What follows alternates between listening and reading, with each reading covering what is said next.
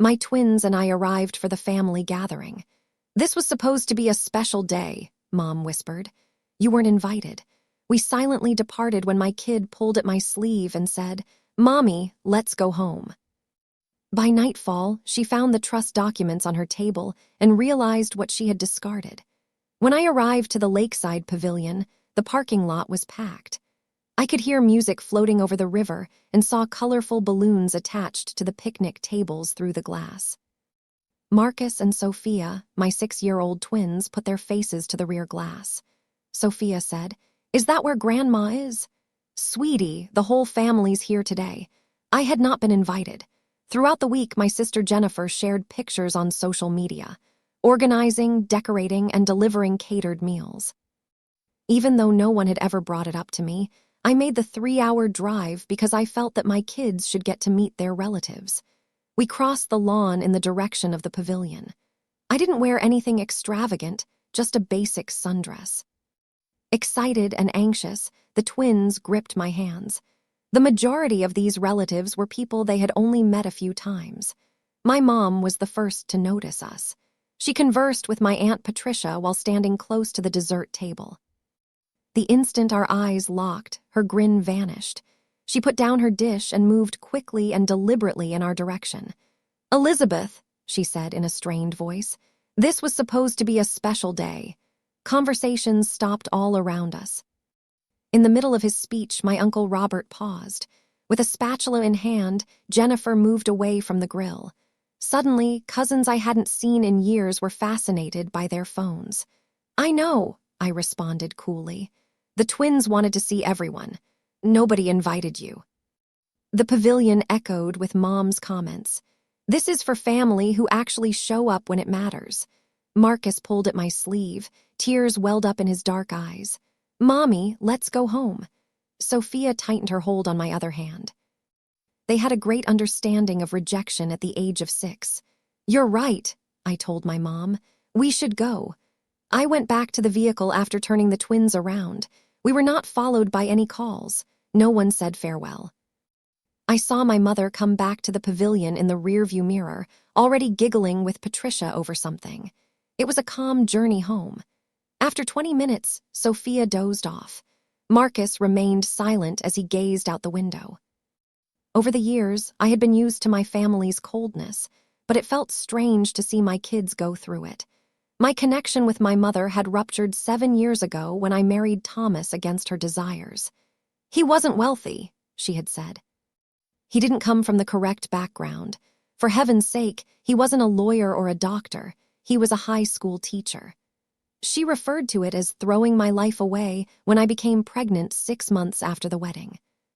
When the twins were 2 years old, Thomas passed away. On his way home from parent-teacher conferences, an intoxicated motorist jumped a red light. I couldn't force myself to peek at the account where the settlement money remained untouched. After attending the burial, my mother departed right away because she was experiencing uncontrollable and incomprehensible sadness. I had turned into the family ghost ever since, missing from contemporary festivities, yet present in earlier pictures. My sister received recognition, encouragement, and acceptance. Jennifer said the right things, lived in the right area, and married a physician. I worked as a freelance graphic designer, lived in Thomas's former home, and seemed to have lost all significance. My mother was unaware that my grandma, who was also her own mother, had distinct feelings. At the age of 93, Grandma Helen passed away 18 months ago. She observed my mother's treatment of me with growing displeasure, remaining astute until the very end. She often invited me to her home throughout her last year. She told us about her own challenging connection with her mother-in-law while we sipped tea and conversed. Your mother thinks money and status equal worth. During one visit, Grandma Helen commented, I tried to teach her differently, but some lessons don't stick. He gave my hand a squeeze. You make me think of your granddad. He also didn't give a damn about what others thought. Grandma Helen requested me to take her to her lawyer's office 3 weeks before she died away. They had a private meeting as I waited in the waiting area. 2 hours later, exhausted but content, she came out. I've done something that will either teach your mother lesson or prove she's beyond learning. In the vehicle, she informed me. Either way, you'll be taken care of.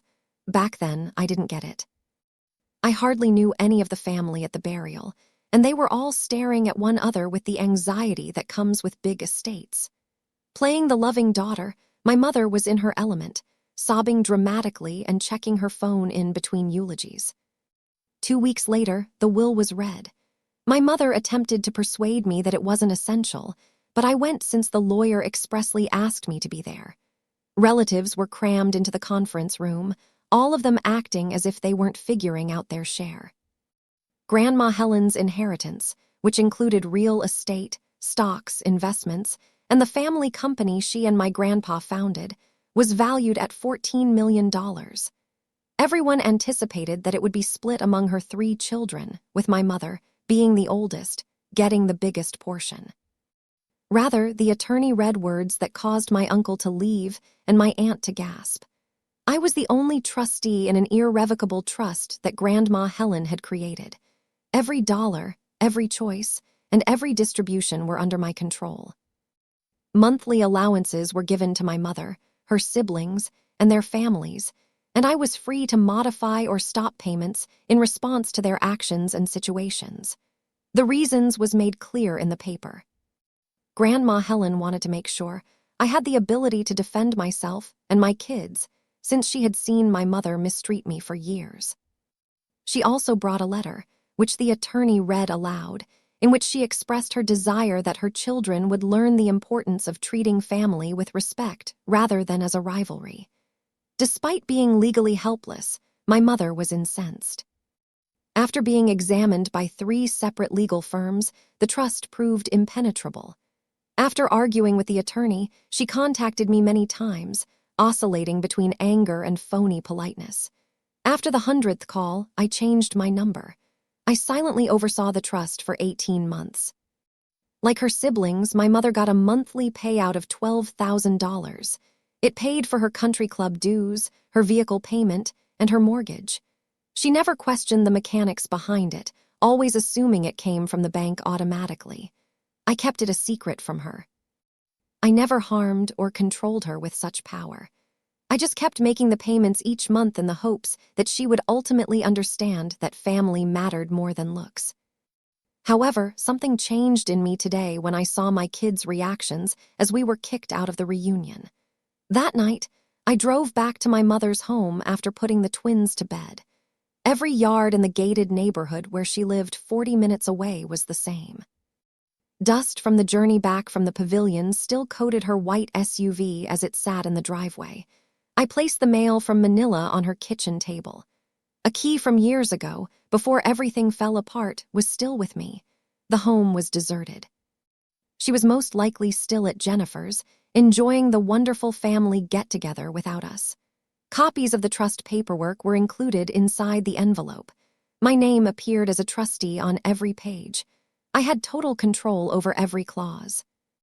The monthly contributions that had covertly supported her lifestyle for a year and a half were mentioned in every distribution record. Additionally, I would have added a note informing her that, until she could show that she knew what it meant to treat family with fundamental respect, this month's payment would be the last. I wasn't angry when I wrote it.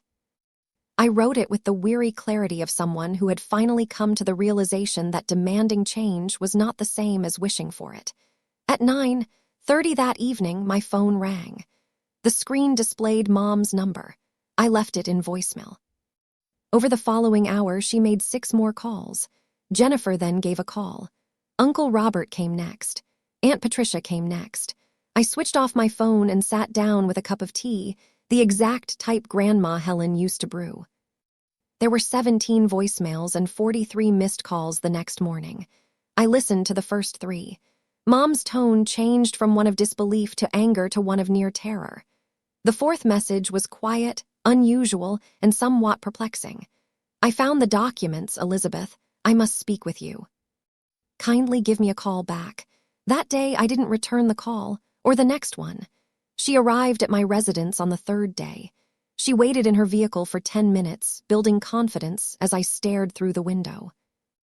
Her makeup was smeared as if she had been weeping when she eventually knocked.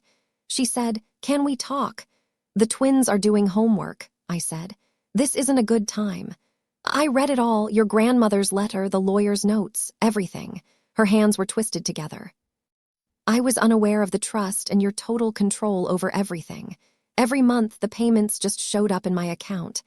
I am aware that you were unaware. That wasn't the intention. Then what was the point?" Her voice broke a little. "Humiliating me, punishing me. The point was seeing if you'd treat me with basic decency without needing a financial reason to do it." I maintained my voice low. "You failed." For the first time in years, she looked at me and appeared to see me rather than the unwanted visitor, the awkward widow, or the disappointed daughter. Only me. "I was cruel to you today," she said. "In front of your children, in front of everyone." "Mom, you have mistreated me for 7 years. It cost you money for the first time today. What takes happen now?" I had now given up pretending that ignoring abuse equated to family devotion, so I thought of Grandma Helen, Thomas, and my kids sleeping soundly upstairs. "Now you have a choice," I stated. "You have the option to choose money above your daughter and grandkids. Losing support means maintaining your attitude. Alternatively, you may decide what type of Grandma Marcus and Sophia would want to remember. I want to fix this." "Mom, wanting and doing are two different things. Grandma Helen granted me this authority because she understood that in our family, words alone were meaningless." I widened the entrance. "However, you may begin by attending Sunday supper if you really intend it. We are your family, not because you need anything or because we have your confidence." With tears streaming down her cheeks, she nodded slowly. Not the dramatic ones from Grandma Helen's burial, but real ones this time. "Sunday," she said again. "What time?" 5:00. The twins eat early." She didn't say anything more before leaving. Uncertain that she would really arrive, I watched her vehicle drive away. However, I had fulfilled Grandma Helen's trust. I had given her the opportunity to make the right decision. I prepared Thomas's favorite dish, pot roast, on Sunday afternoon. Excited that Grandma may visit this time, the twins arranged the table. 4:59 arrived and vanished. The twins' expressions darkened. The doorbell rang at 5:03. Mom was anxious as she stood on the porch with a bakery box. "I didn't know what to bring," she said. "So I got cookies, the ones with the sprinkles Sophia likes." Behind me, Marcus and Sophia emerged, wary yet optimistic. Mom's pricey skirt touched my porch floor as she bent down to their level. She told them straight out, "I apologize for the reunion. Grandma was very mistaken. You two are always desired and welcomed. I'll perform better." Sophia asked me whether I was okay. I gave a little nod. Marcus followed her as she extended her arm to embrace her grandma. Mom held them and closed her eyes as if she was worried they might vanish. That evening, we had supper together. At first, the conversation seemed uncomfortable. Damage accumulated over years is difficult to repair. However, Mom listened to the twins' responses when she asked them about school. She was curious about Sophia's reading level and Marcus's scientific project on volcanoes. Without bringing up calories or carbohydrates, she praised the pot roast, even accepting a second helping. She inquired about my business, my customers, my current design projects, and my days as if she really cared about my responses. It wasn't flawless. 7 years of pain weren't miraculously healed. However, it was a beginning. I authorized the disbursement of her trust the next month and the following month. She continued to turn up, not because she had pleaded, played games, or kissed me. Dinners, the twins' soccer matches, and peaceful afternoons spent gradually reestablishing something that resembled a connection. Grandma Helen had been well aware of her actions. The trust was not a penalty. My mother was forced to look in the mirror at what she had become and decide whether or not to remain that way. After the reconnection, 6 months later, Mom gave me a call. According to Jennifer, she is organizing a birthday celebration for her kid. "We're all coming," I informed her. "Do you mean the twins? As a household? This time, will I receive an invitation?" I inquired. Mom responded, "You shouldn't need one. You are related. Family has always included you." I just can't remember what it means. I recalled that day at the pavilion, Marcus pulling at my sleeve, Sophia's bewildered pain, the envelope I had left on the table, and the decision it had made me make. I responded, "We'll be there." Grandma Helen had been correct. There are certain teachings that cannot be communicated by words. Before people realize what they've been taking for granted, power must sometimes change. Additionally, the family's quietest member may be the one keeping things together. For the remainder of my life, I would be in charge of the trust. However, money wasn't the true inheritance. It was the understanding that I didn't have to put up with disrespect, especially from relatives. I had received more from Grandma Helen than just financial stability. I was allowed to demand better from her.